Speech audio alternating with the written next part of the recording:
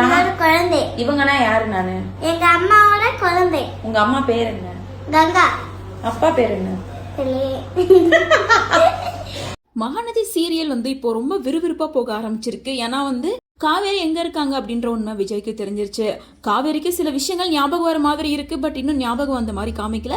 So இப்போ விஜய்க்கு தெரிஞ்சிட்டா போதும் இல்லையா, காவேரிக்கு எப்படியாவது ஞாபகம் வர வச்சு மறுபடியும் விஜய் காவேரி கூட சீக்கிரமா ஒன்று சேருவாங்க அப்படின்ற மாதிரி தான் இருக்கு. ஆனா இப்போ ரொம்ப நாளுக்கு அப்புறமா குமரன் இஸ் பேக் அப்படின்ற மாதிரி இருக்கு.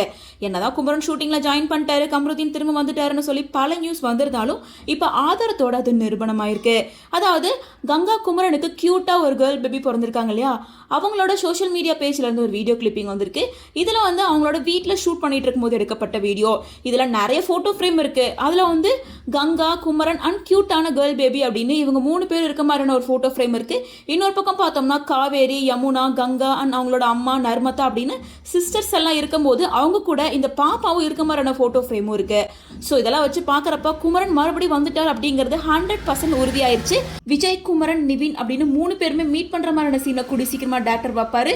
அப்படி 3 பேர் ரியான்ஷி கொடுத்தா செம்ம மாசா இருக்கும். இதுக்கப்புறமா காவேரிக்கு எப்படி எல்லாரும் சேர்ந்து உண்மையா ஞாபகப்படுத்துவாங்க அப்படின்றதெல்லாம் வெயிட் பண்ணி தான் பார்க்கணும்.